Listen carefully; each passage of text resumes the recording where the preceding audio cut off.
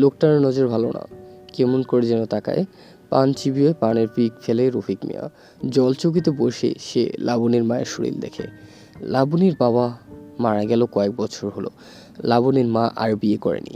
নানান লোক এ বাড়িতে আসে, নানান ইঙ্গিত দেয়, এগুলো শাইলা এড়িয়ে যায়। এই শরীরে সে কোনো পাপ লাগাতে চায় না।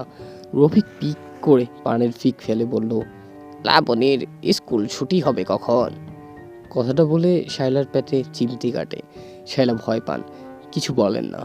রফিক বলতে থাকে, তোমারে যদি একবার পাই ভাবি, পুরো খাট কাঁপাইমো। রফিক ছিল লাবণীর বাবার বন্ধু।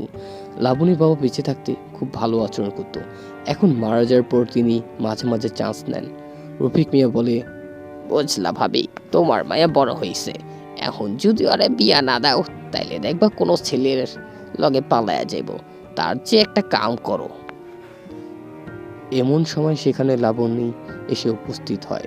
রফিক মিয়া তাকে দেখে বলে, ভালো আছো? যাও গোসল করে ভাত খাও।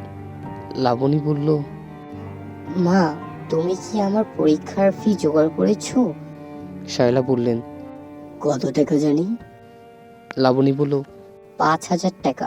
শায়লা বললেন, তুই যা, আমি জোগাড় করবো নে। লাবণী চলে গেল।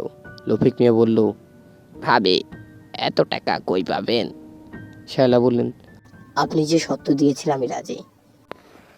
রফিক মিয়ার ঠোঁটে হাসি। রফিক মিয়া বলল, তাহলে তুমি ঘরে যাও, আমি আসতেছি। শায়লা ঘরে ঢুকলেন।